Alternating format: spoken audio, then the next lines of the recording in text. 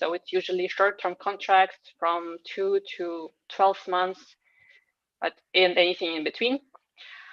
We can do some nice decks and presentations and so on if you really want us to, but we do prefer to do something that creates impact, and we prefer to deliver outcomes. The team is fully distributed, legal entities in Berlin. This is where I am also located, as you could have maybe understood from the background. But we have also people in other places, and our technical host of tonight, Elisa, for example, is in Barcelona, and you can see she has a nice C in her background. If you know some cool companies that are in need for product manager or owner on the interim basis, please let us know. We're always happy to get to know and support some great organizations. And we do have a nice bonus for those who refer great clients to us. And with this, I will stop sharing my screen because we are going to go into the presentation of tonight by James. James will tell us more about product communities and how he built a product community of his own. Welcome, James. Thanks for the introduction. Hopefully you'll be able to see some slides in just a second. We got them there? Yes, perfect.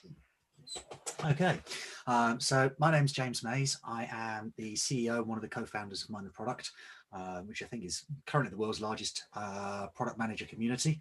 We've had an interesting and varied adventure over the last 10 years or so.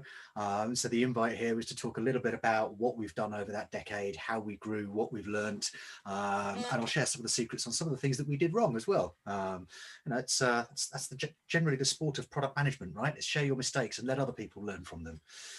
So I've got 15 or so slides to run you through, and feel free to drop questions in the chat or hit me up afterwards. I'll be sticking around for a while, and I'll leave my contact details on the final slide. Feel free to connect afterwards. So where do we start? Back in May 2010 in London, 3 product managers working for 3 different startups, and they looked around and realized that the engineers had a meetup, and the designers had a meetup, and the marketing people had a meetup. And once again, the poor old product managers were unloved, all on their own, no free beers, no pizzas, no therapy, no meetups. So 3 product managers got together and started one. And that first thing was literally 20 people in the back room of a London pub, and they drank a few beers courtesy of some sponsorship money from Huddle, talked a little bit about product management, and basically realized that product management is a lonely job. I think the statement that stuck out most that evening was, my CEO is insane and my engineers all hate me. And I suspect there's a few product managers with us this evening that kind of understand where that might be coming from. So of that 20 people that first month, we decided this was a good thing and should continue. And you can see here that the original logo was somewhat different, and Meetup, not exactly the most gorgeous site. And I don't think Meetup has actually grown that much since. So we look at where we are now, and we relaunched the site last week. So the screenshot that you've got there now is the swanky new site with the meetups and the content and the jobs and the upcoming events all folded in together.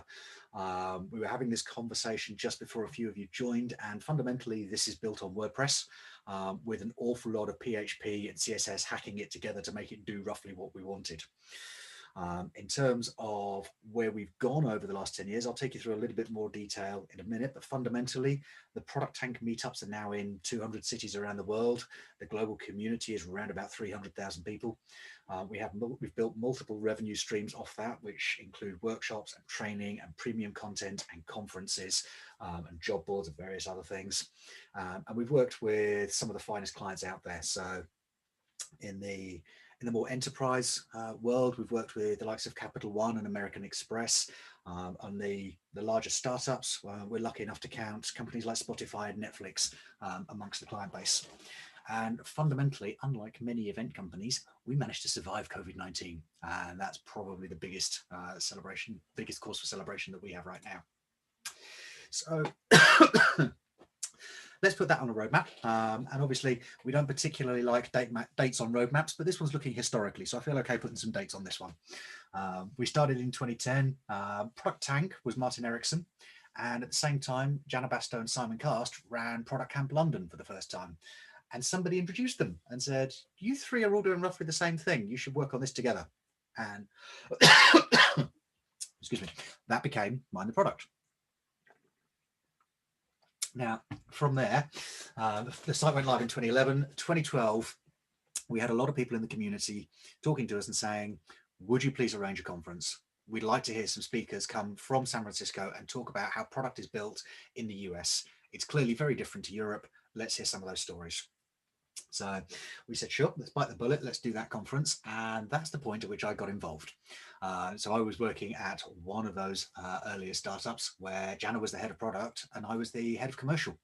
So she came to talk to me and to say, if we run a conference, what do the numbers look like? How do we build a budget for this? What do we do with that?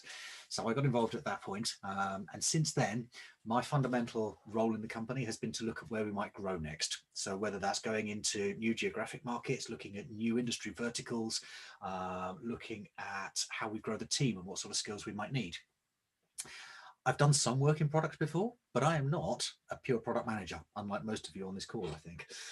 So anything to do with our editorial or the curation of who goes on stage or what our workshops look like, I don't touch. I don't go anywhere near that. We have 3 amazing product managers that founded the company, and we've hired a couple more since then. So I leave that very much with them, and I focus on where we might be going next. And as you can see, over the last 10 years, that's quite the adventure, building in conferences in other countries, launching our corporate training. And our first major client in there was actually American Express, which was a fantastic win and one that we're still very proud of. As you can see, this takes us up to 2020, where COVID-19 happened. And fundamentally, that changed the shape of the world and pretty much every business within it, and especially those such as ourselves, because in March 2020, we were in the position of having 20 people on the payroll and being entirely reliant on event-driven revenues. So in the space of a month, our income went from a quite healthy number that supported that payroll of 20 people to absolutely zero. And then it started going in reverse because we had to issue refunds for the tickets and sponsorship on the events that we could no longer run.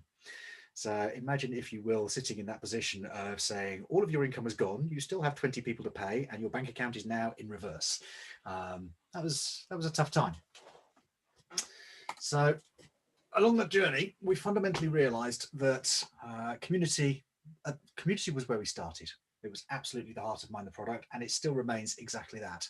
But we started looking at other communities and mapping out what happens within those communities and which bits stay in the community versus go on the web, and started to gain a more detailed understanding of how communities function.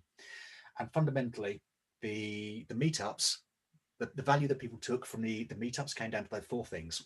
It was peer therapy, it was professional development, it was sharing the war stories, and it was talent discovery.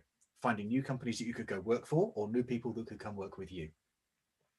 And it was probably a year after we started the meetups that we actually started putting some material on the web. And again, that was a direct result of actually listening to the customers, listening to the community, and finding what they wanted. And fundamentally, it was a case of, we can't always make the meetup, but we still want to hear those stories. Okay, we can do that. So it started as simply a library of case studies. And then we started putting out some reference material. And then we realized that actually product management back then, this is 2012-ish, product management was still a very lonely job. If you worked for a company as a product manager, the chances are you were the only product manager. You were on your own. So that idea of raising the visibility of product as a discipline, helping more people to understand what product management was and how it could add value to a company. And then the final part is encouraging those new voices to come forward, and particularly those from underrepresented communities. So women in tech, or people from the Black community, and so on. And what we found a lot of the time was that while we'd love to put new voices on stage, people don't necessarily have the confidence to get on stage straight away. So we use the web as a way to do that talent discovery. So inviting people to write guest posts for us, write us a story. Our editorial team will work with you, we'll help polish that. And if you put that out there and you get some good feedback from people reading the web, then maybe that will give you the confidence to actually step up on stage and tell that story in person.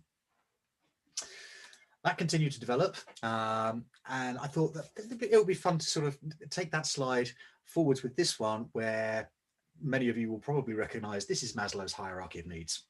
And I think fundamentally at the bottom there, you can see a physical meetup where people come together, they meet one another, they maybe have a pizza, have a beer.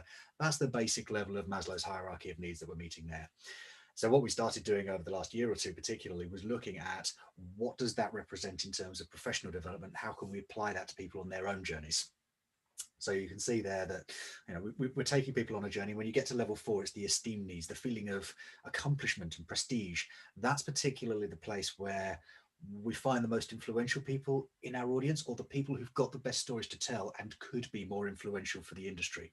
So we invite them to get involved with guest posts or as podcast guests, sometimes as stage speakers if they really do make a fantastic job of it. And then the final piece, building this subscription business up here at level 5. This is where we've been focused for the last year. And this was very much our response to COVID-19, trying to figure out how, as an events business, we could survive a pandemic. Fundamentally, the most important realization for us was that whilst everybody knew us as an events business, that's not really what we were. Fundamentally, we were a media and publishing business. We just happened to make most of our revenue through events. Well, if you're still a media and publishing business, but you can't make money through events, just find another way to make money.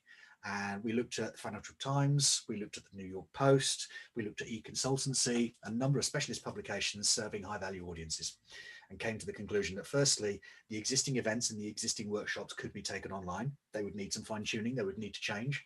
I mean, the workshops that we ran previously, we'd go to our customer site and run a classroom for 8 hours with 20 people in it.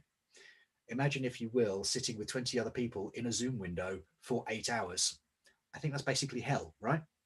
So we had to re-engineer those workshops quite heavily to make them work on Zoom, and we've now done so. And over the last year, they've been absolutely thriving. We repurposed the conferences and changed the way that we run those in order to make those work online. And we work with the Hopin platform. That's been working particularly well for us. But the main point is around that subscription business of saying to people, if you want the free content, we will continue to publish guest posts for free. We'll continue to share the meetups for free.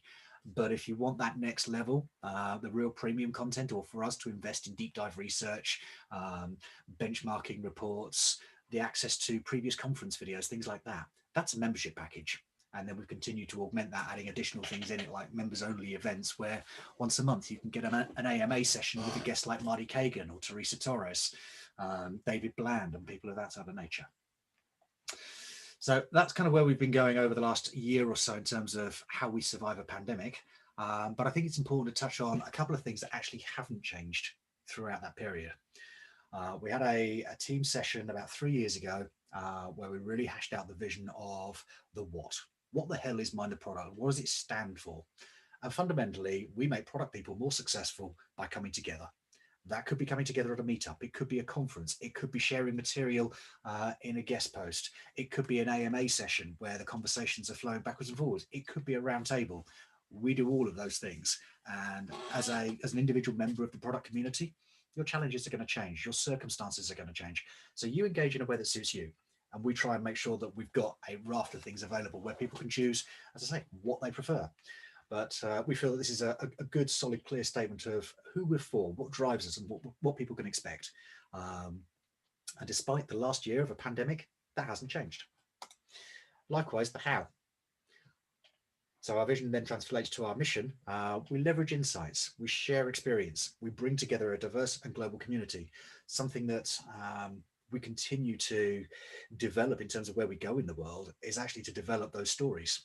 So 2.5 years ago, we started looking at the Asia Pac market and agreed to run a conference in Singapore for the first time. One of the biggest reasons that we ran that conference in Singapore was to actually learn the stories of how product is built in Southeast Asia. So in much of Europe, much of the US, it's typical that you would have a different mobile app for every use case. You might have a mobile app for your taxis. You'll have another mobile app for your banking. You might have another one for your pizza delivery. Whereas you go to Southeast Asia and you have apps like Gojek and Grab, where you have absolutely everything crammed into the same app. I opened the Grab app for the first time, and as a visitor to Singapore, I could rent to my hotel door within a few minutes anything from a little moped that I could sit on myself and go to the airport, right up to a 60-seater coach that I could fit an entire company on. All of that within one app is completely different to anything we'd experienced in Europe or the US. So part of the reason that we travel the world, and part of the reason why we try and bring together these different groups, is to say product isn't built the same everywhere. People don't use tech the same everywhere. How do we go and find those stories in order to share them and share that learning? So lessons that we've picked up along the way. We did some things wrong. Of course we did. Everybody's done things wrong. We found out, for example, that every country, city and community has differences. I think probably the standout lesson and the time that this really came home I've been running a lot of the meetups in London, and one of the things that is very, very much a baseline expectation of a meetup in London is that when you arrive, there will be free beers. People come to a meetup in London and they want their beers. I can imagine that some of the ones in Germany are pretty similar. When we went to San Francisco and ran a product meetup for the first time in San Francisco, the first 4 people through the door looked at the beers and asked where the smoothies were. Turns out everybody in San Francisco drives. They don't get on a train. They're very, very health conscious. They wanted fruit smoothies, kale smoothies. They weren't interested in the free beers. So we very much got behind the model of finding people that we could work with in each local city who could actually bring that local understanding. Likewise, not everything scales. One of the things that we looked at early on was the idea of mentoring and whether we could facilitate something in that area, and actually found that to be a remarkably tough thing. It's something that we will come back to at some point, I'm sure. But for the time being, at that point in time, it didn't scale. There were hundreds and thousands of product managers who wanted to be mentored, and very few who would actually step forward and make that time available. So we left that as something that we might come back to. So don't be afraid to mothball those things. And the same is true of pretty much anything in the world of product, I think. One of the things that we did wrong is we tried in those early days, as we were building traction, to actually do too many things. And if I can say one thing that's positive of the pandemic, it has actually forced us to look in much, much more detail at things like North Star metrics and OKRs, and actually implement those for ourselves. Maintaining that discipline and that focus, and saying these are the only 3 things that matter. This is what's going to get us through the next 6 months. Focus on these, get these right. If anything comes up that doesn't look like these, put them in the backlog. We'll get back to them. Don't skimp on onboarding, whether it's new hires into the team or new customers joining your product and using it for the first time. The most effective tactic in getting things, reducing churn and actually keeping either customers or employees long term, is actually to get the onboarding right. We did that wrong in a few areas. We've learned the lessons on it, and hopefully we do a much, much better job now. And likewise, identify the trade-offs. We all know as product people that there are trade-offs. You can't do everything. You can't have it to a high quality, done fast and done cheap. You're going to have to make trade-offs somewhere. The trick that we've learned along the way that I think is really important is to figure out whether those trade-offs are worth it, and to factor in at the time. You're going to have to do the work to pay that back at some point. If you've built it fast and cheap right now, it's also going to be low quality. You're going to have to come back and refactor that and do it right. So make sure you have something in there, something in mind with that. And likewise, there's not just tech debt, there's organizational debt, there's HR debt, there's cultural debt. You need to make sure that those things are factored right across the board. In terms of what we did right, I think one of the things that we've fundamentally done right at every stage is recognizing that our most important product is actually the team of people that build this. We focus intensely on finding the right people, on onboarding them carefully, and giving them an environment in which they can do their best work. I know an awful lot of companies that simply simply had to move to working from home because of the pandemic. We didn't have to do that in quite such an abrupt fashion because we've been a distributed team from day one. But when we do onboard people, we talk to them not just about the laptop they need, but whether they need headphones, whether they need a webcam, whether they need a bigger screen, whether they need a different kind of chair in order to be comfortable and make sure that they can do their best work. And this next bullet speaks directly to that. You can't buy loyalty from your team when you suddenly need it. If you suddenly find yourself in the midst of a pandemic, as we did last year, you can't suddenly say, let's start investing in the team, they'll appreciate it now.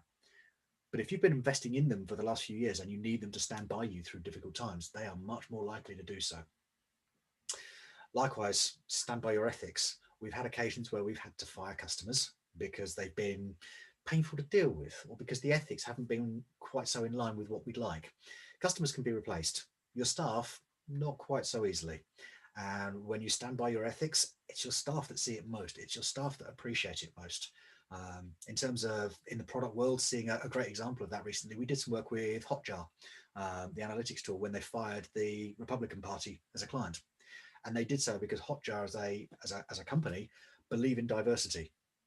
They believe in good representation. And when they realized that the Republican Party in the US and Donald Trump particularly were a customer, they realized that was at odds with their ethics as a company. And they realized they were likely to lose staff over it, or at least find it more difficult to hire in future. So they chose to fire the Trump campaign as a customer. That's a pretty high profile client to terminate, but I think they made the right choice. I see a lot of companies who just automatically assume that anybody in the same space is a competitor. And that's simply not true. if that were true, I wouldn't be working with product people and here today talking to another product community. Not everybody is a competitor. I think there's certainly a space where there are a number of product communities out there in the world. Some of them are great. Some of them are companies that we can partner with and do great things, and we can operate in parallel, and we can be complementary to one another things. And I'm glad to say product people are absolutely one of those organizations. So figure out who your friends are and actually work with them. You may find them in unexpected places.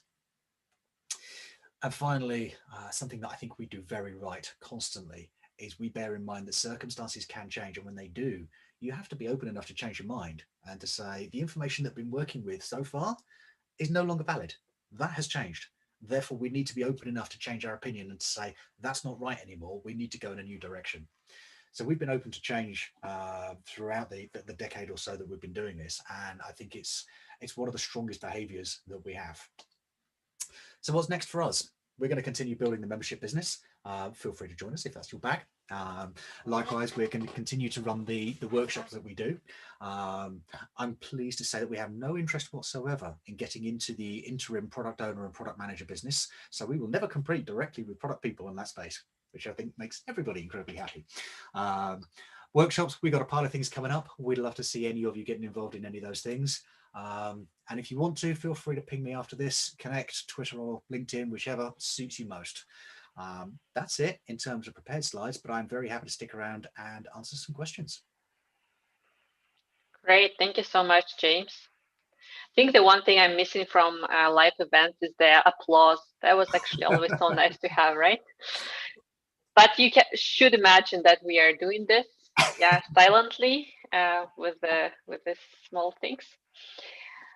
So everyone, you're welcome to ask questions. We are not a very big crowd, so I'm also happy if you raise your hand with the Zoom function for it, and I call you and you can ask with your voice or type questions in the chat and I will read them.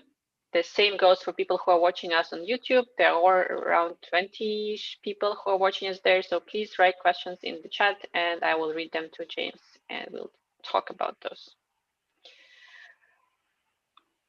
I wonder always for some, failure stories, James. Was there a time when you thought, no, this is not going to work and you were like on the edge of giving up and there were some major troubles then that you solved them? I don't think it's so much a thing that's not going to work. I think more it's been one of the specific things I bring to the company is unlimited energy. One of my teammates refers to me as optimism as a service. I'm always optimistic about where we go next. I've always got that strength of confidence. It works really, really well in this organization because a couple of the co-founders that I work with are naturally quite conservative. They're a little bit more aware of the risk. So they want to go a little bit slower. I want to go a little bit too fast. And the ideal balance is actually somewhere in between the two. So we balance each other very well. But I do remember 2015 when we took the conference to San Francisco and we were sitting in London planning this thing and thinking, we're in London. We are going to go to San Francisco, the home of product management, and run a conference and tell the Americans how to do it right. They might like that. They might not. That's a big risk. So the bet that I convinced the team to take with me was that we would put a number of early bird tickets out on sale. And fundamentally, that was our risk. We had a small deposit on the venue and we were going to make that bet. If we could sell sufficient early bird tickets over a couple of months, that would give us the confidence that we were going to go to San Francisco and we were going to run this conference. So we thought, 2 months. If we can sell the early birds in 2 months, that's a good test. What actually happened was the US had been watching our website for a lot longer than we realized and enjoying the content. And we actually sold those early bird tickets, not in 2 months, not in 2 weeks, not even in 2 days. We sold out in 4 seconds. Oh, wow. That was, I think, 200 tickets gone. We were sitting there poking Eventbrite thinking that maybe we'd broken the website in some way, all the tickets are gone, why aren't they on sale? No, people actually bought them. People were ready to go and hot to trot. So that first conference in the US, we booked a venue that would take 600 people. And by the time we actually ran the event, we had that completely sold out and we had another 600 people on the wait list. So when we came around to 2016, we're like, we're going to need a bigger venue, which Hmm. is clearly a lovely problem to have. Yeah, well, okay, that was not the failure story, but I'm happy that you have none. That's pretty We do. cool. We have a couple along the way, I'm sure. I mean, we've had some lumps and bumps in the website, particularly. Fundamentally, we've got a job board, a training platform, some self-serve training. We've got videos, all sorts of things hosted on the mindtheproduct.com website. But it's Mhm. built in WordPress and it's hacked together in the back end with PHP and CSS and all sorts. So there have been moments on there where that website experience has been a little lumpy. But we've got some fantastic people here who move pretty swiftly. So frankly, if you haven't seen it go down, I'm not going to tell you when it did. Okay, thanks. Mirella, did you want to say something? Oh yeah, I wanted to comment that you were mentioning earlier, James, that you're not a PM, but you gave a very PM answer when asked about failures. You came up with something that slightly sounded like a failure, but was this is very, Actually, a very success PM. story, yeah. Maybe I should have gone into politics. Who knows? Well, we meanwhile have a question on YouTube from Melissa.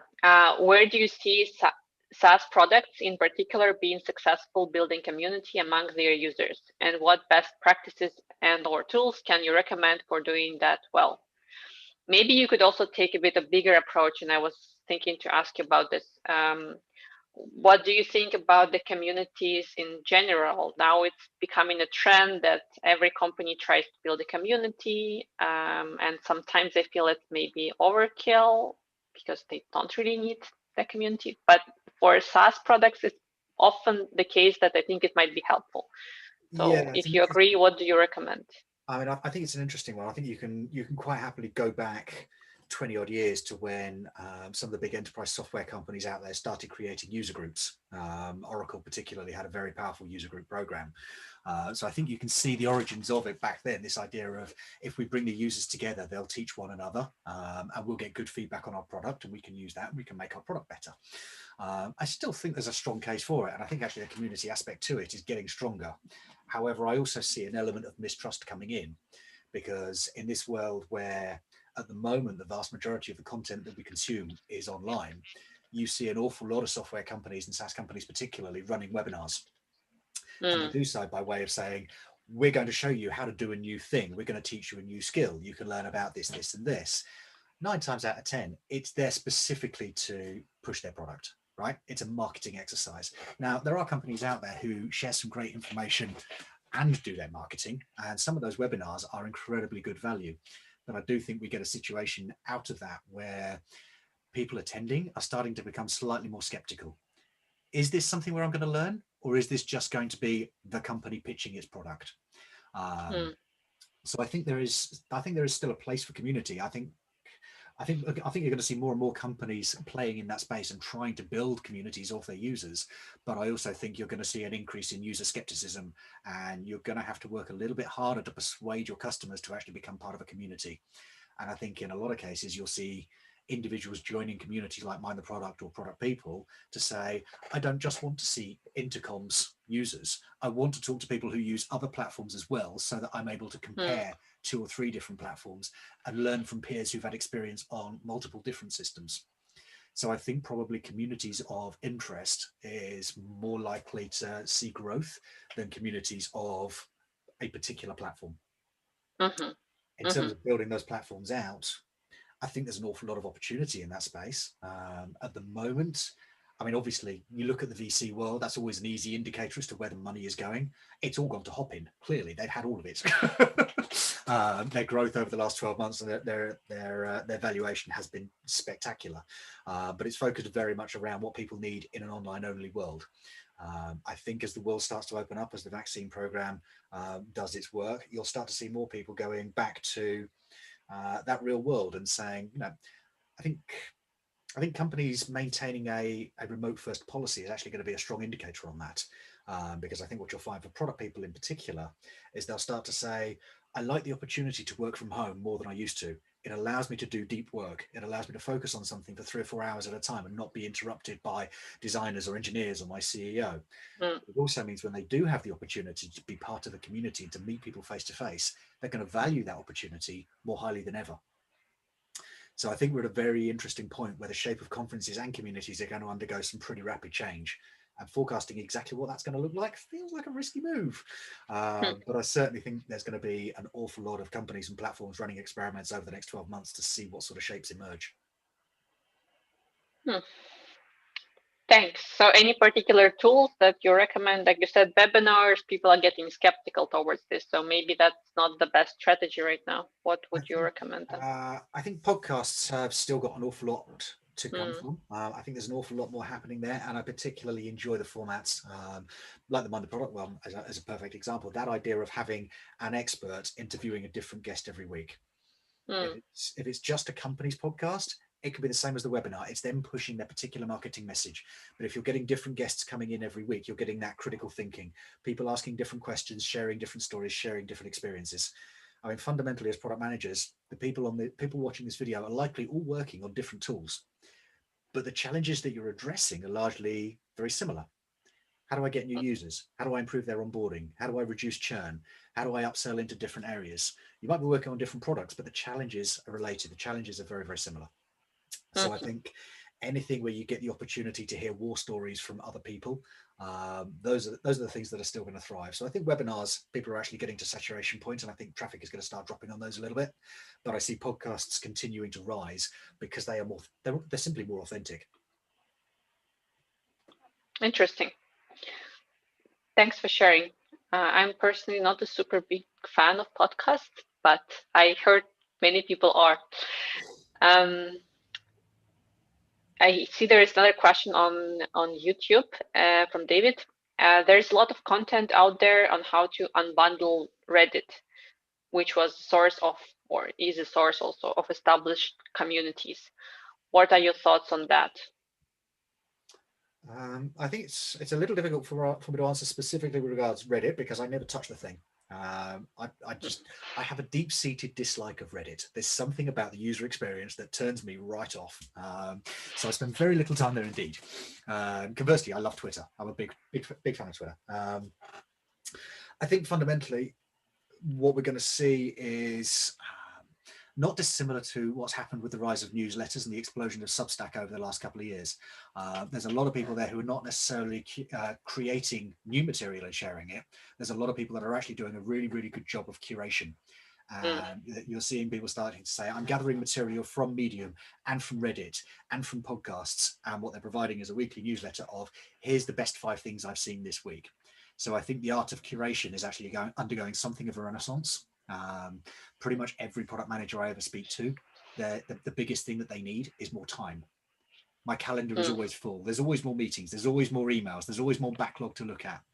So that art of curating and finding the best thing and allowing people to cut really swiftly to the bit they actually want, that's where the value is.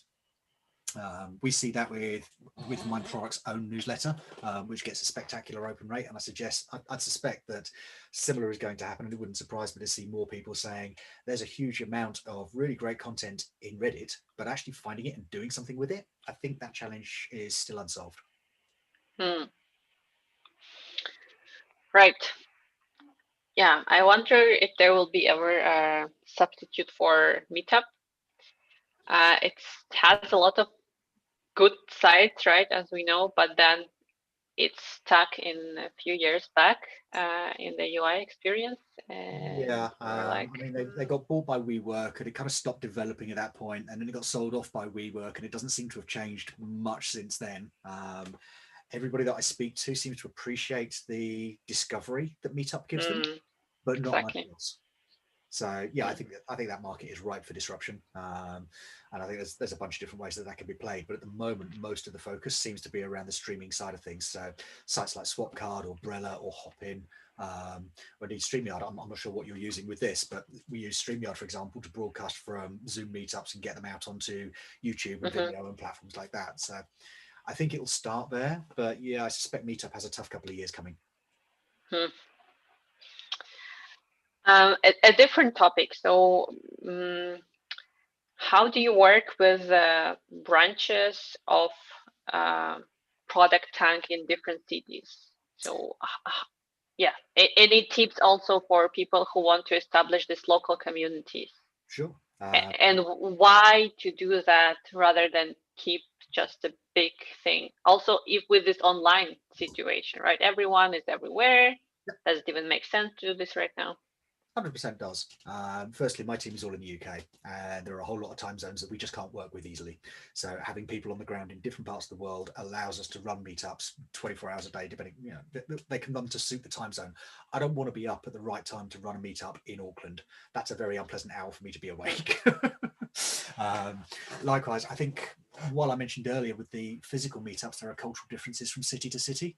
I think there are also differences in terms of some cities like to do an evening meetup, some places like a morning meetup, others like lunchtime. There's different formats. There's that deep local knowledge of a city and what kind of stories it actually wants to hear. So, for example, where I'm based in Brighton, there's a very, very strong front end and design community. So stories at the product end of things about design and UX are actually not that interesting, because the rest of the design UX community here is really, really strong. But there's very little in the way of DevOps and infrastructure. So things that advise product managers on how they can work more closely with their infrastructure and DevOps teams are actually really useful. If you go to a town like Washington, DC, for example, it's a government town. That again changes the kind of stories that people want to hear. It changes the challenges that they're working with. So we've always worked with that local network for the physical reasons, but frankly, even in an online world, there's a good reason to keep doing that.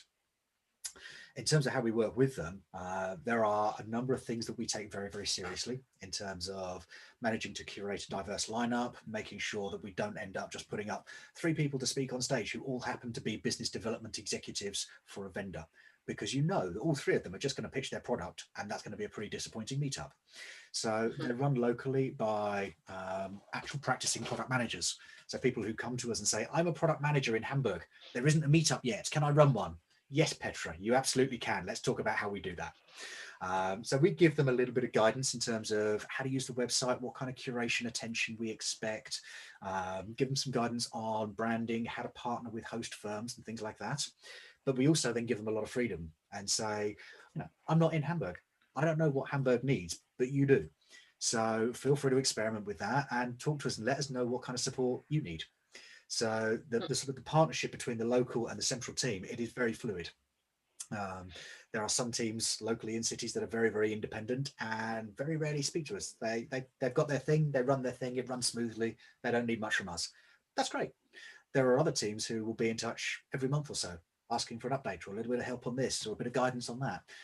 So we have a central community manager in Cambridge in the UK, Will, who spends his time literally looking at ways to help those Product Tank organizers and put new things together for them and say, we could help you with this, we could help you with this. If you want this, take it. If you don't, that's also fine.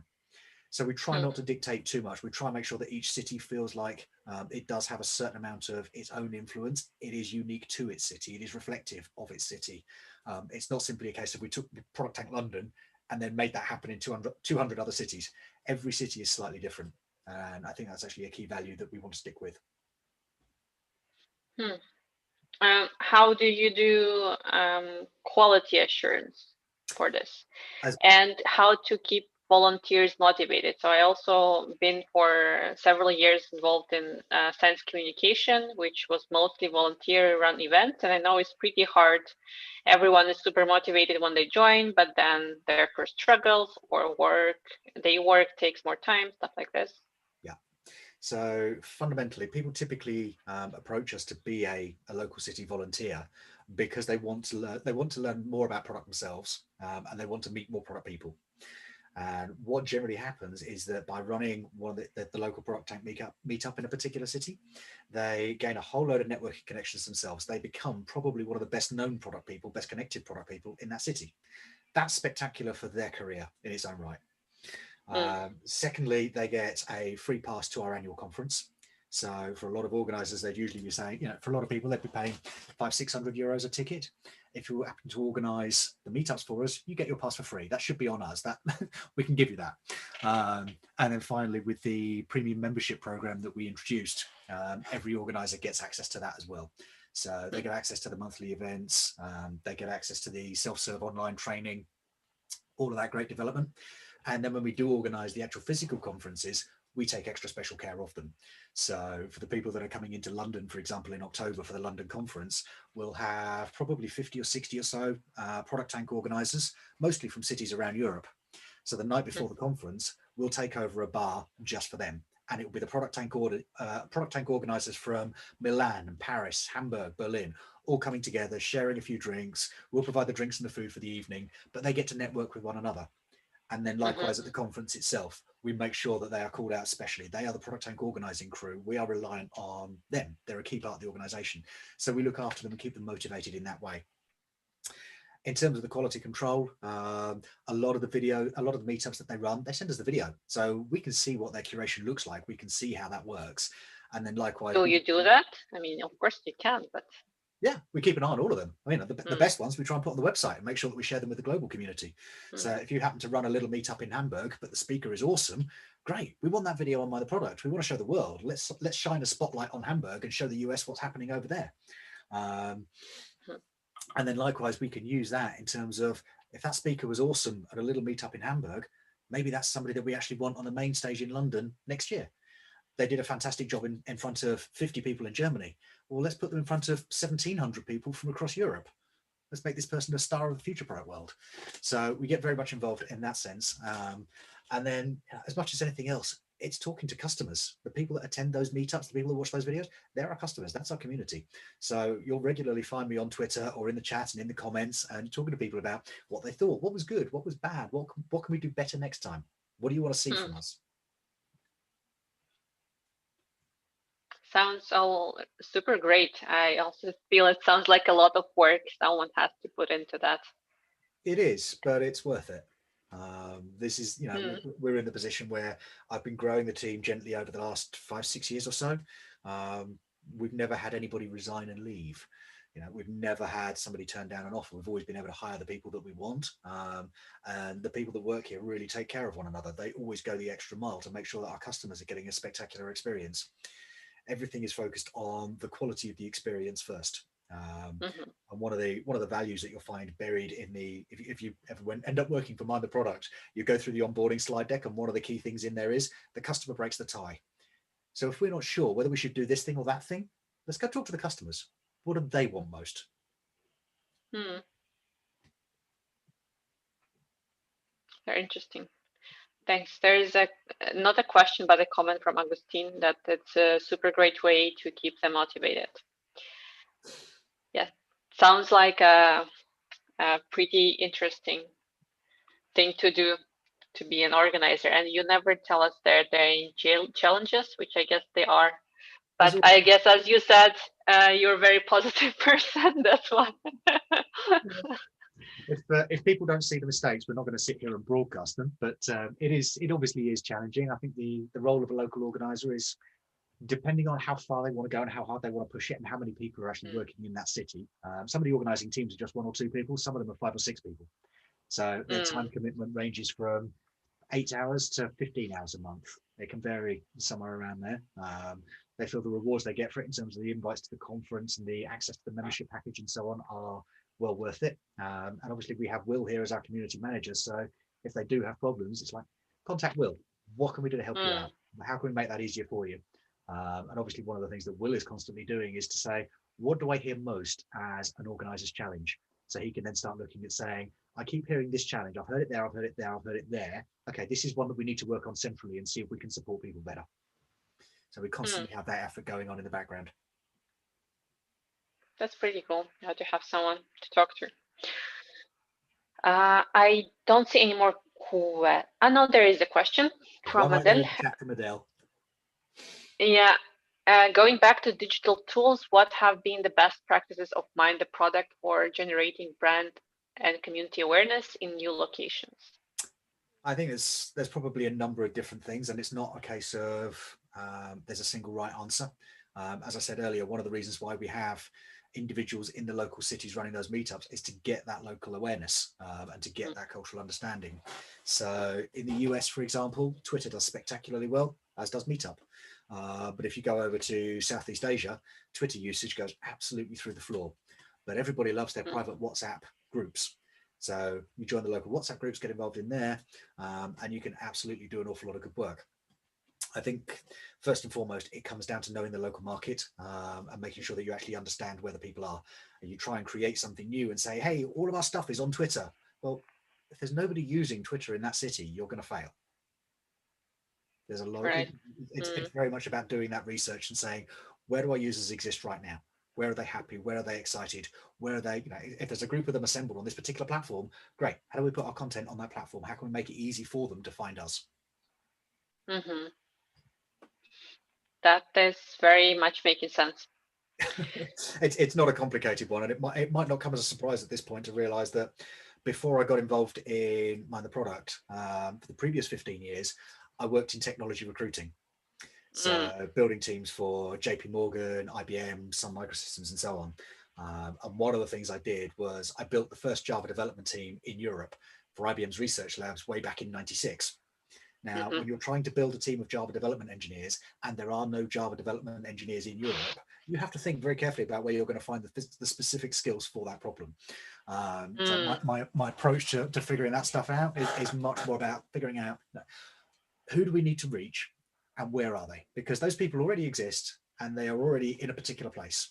Creating a new place for them as a starting gambit is the wrong move. Find out where they are already, build up a relationship there, and then maybe you can create a new destination where they'll join you, which is exactly what's happened with Mind the Product. People have come to join us in this new location where we do have the rich content of the jobs and the content and the videos and the training, but we didn't put it all there immediately. We put it in different places and allow people to find us.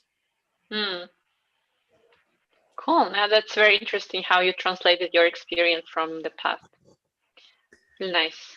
Fundamentally, it's all about creative problem solving, and creative problem solving is usually about finding the right people to work with. Sure. Well, at this point, I invite everyone on Zoom who wants to stay a bit longer, stay there. I will now do a short wrap up for the people on live stream. If you're watching us on YouTube, but you want to join us in Zoom for another maybe 10 minutes to chat a bit more, there will be a link. Otherwise, thank you so much for joining. You can check our next meetups on the product management people on meetup.com. Next week, we'll have a very special Ask Me Anything session with Petra Ville, and we'll talk about product leadership, and basically will be long Q&A, so you will be able to ask many questions to her. You can also join us on Telegram chat. It's Get Product People. There we're having discussions on the topics of the talks, but also outside of the talks, what product management is like and the issues that we are all experiencing. And if you liked what we did, please support us on Patreon, because this helps us run the events with proper tools in a good technical way. So thank you so much for joining. Thank you, James, for this presentation. And see those who want to join on Zoom for a bit of more interaction.